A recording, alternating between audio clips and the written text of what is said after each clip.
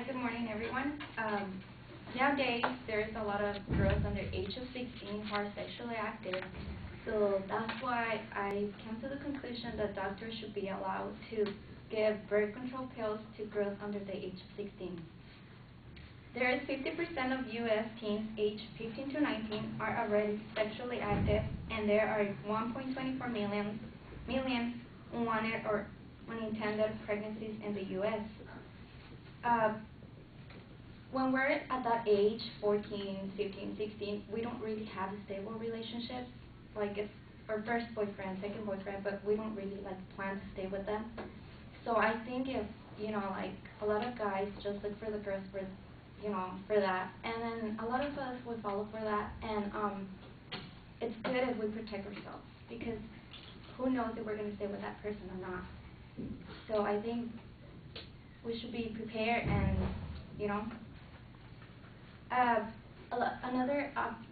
another reason why I think that doctors should be allowed to give the birth control pills is because we don't know the consequences of being pregnant.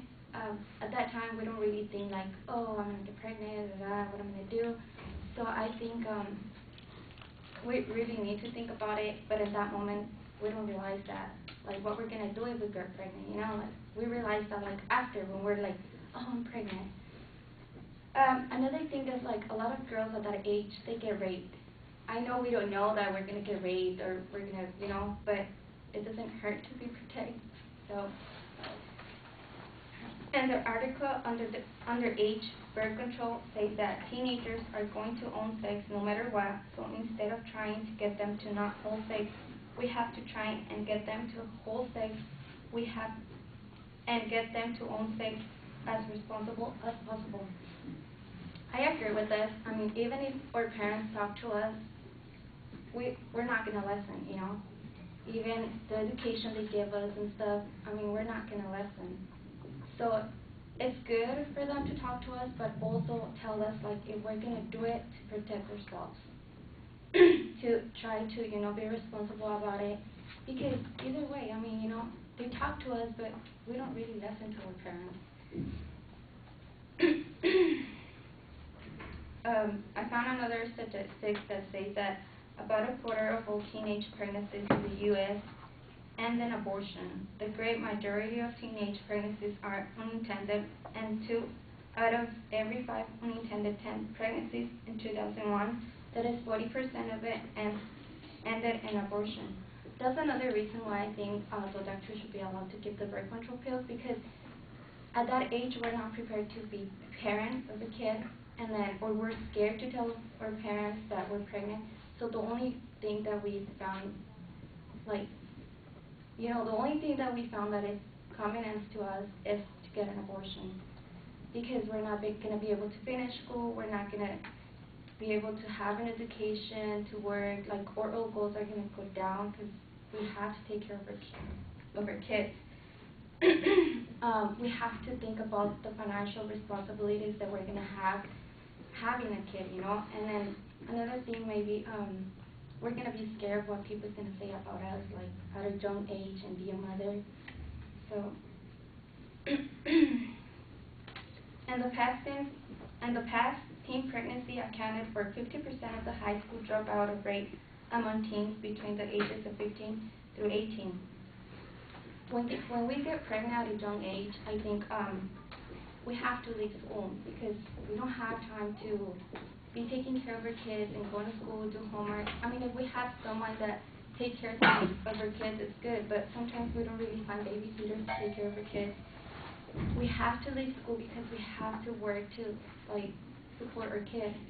A lot of times, the guy just leaves you with the kids, so who's going to give you the money? A lot of times you don't have your parents' support, so I guess you don't have another option to live, unless leave school and start working. Therefore, I think doctors should be allowed to give birth control to girls under the age of 16.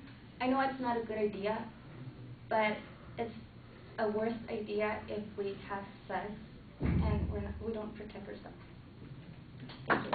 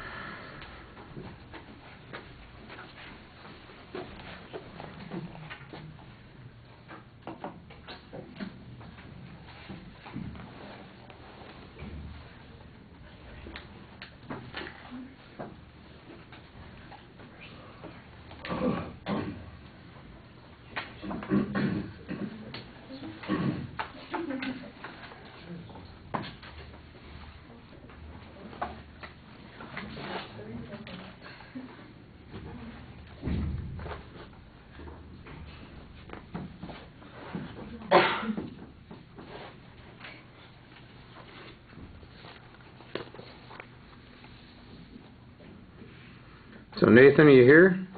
Yeah. What did you think? You did pretty well. Your voice was pretty loud. Your attention grabber was right up there in the front, so I thought it was really quick. Caught my attention. You were a little nervous. Some of it was like you kind of jumped around, but other than that, I could follow it. And you had three or four really good quotes, and you had some statistics in there. So other than that, I think the speech was really good. All right. You're pretty straightforward at the beginning, so we know what the topic is. I think there's a place here where you could get some more emotional involvement with maybe a story to pull us in, but it's clear where you're going with this. You do need to have a structural setup, and there isn't really one, so we're missing that, and that's one of the basics. But your thesis was identified. There is a presupposition here that birth control pills are not available to people under the age of 16, and you need to explain what the basis of that assumption is. If there's some rule, law, procedure, policy that prevents people from under 16 from gaining access to it, if they have to have their parents' permission and that's a problem, or something along those lines, then you need to talk about this. There's not really much discussion of the circumstances under which kids under the age of 16 get pregnant, at least when it comes to research and details. You make some assertions, well, guys, it's their first boyfriend or whatever, or they get raped, and I think you need better information on those points. The likelihood that people under the age of 16 are getting pregnant in their initial sexual encounters is probably true, but that also seems to suggest that those initial sexual encounters are unlikely to have any birth control connected with them whatsoever. Remember, we talked about policy arguments. One of the criteria in developing a policy argument is you have to show your policy is superior to the alternatives, and the only alternative that you discuss is not having sex, and you say that that's not really an option, so therefore they need to have access to birth control pills. I'm not sure why not having sex isn't an option for somebody who's under 16. That seems like an awfully big inference to make. I don't know what the percentages are that you have, and that's where I think you need a little bit more data on that particular point, the age at which kids become pregnant. Birth control pills for 10-year-olds. If 10-year-olds are having sex, they probably ought to have the birth control pills, especially if they are having, if they've started menstruating and they're going to have that problem. Is that an acceptable criteria? We got the value thing. But when I was talking about superior to the alternatives, the other one that you need to discuss is why other forms of birth control are not appropriate, don't work, don't make sense, especially if it's the guys who love them and leave them, then aren't they the ones who should be responsible for preventing the pregnancy? We don't get any discussion of that. So I think that the argument there needs to be developed a bit more. The one place where I thought your argument was the strongest was when you talked about what the consequences of having a child are at a young age, the impact that it has on young women and their need maybe to drop out of school, or they're not going to have care at home. And I think you've got a couple of good points there and some data there. The presentation issues are solid. You do okay speaking to the audience. Your eye contact is fine. You seem engaged during the time. It is a little underdeveloped. It's a 5-minute speech, so you have plenty of time to add to the speech and make it more emotionally engaging and strengthen your argument as well. All right. Thank you.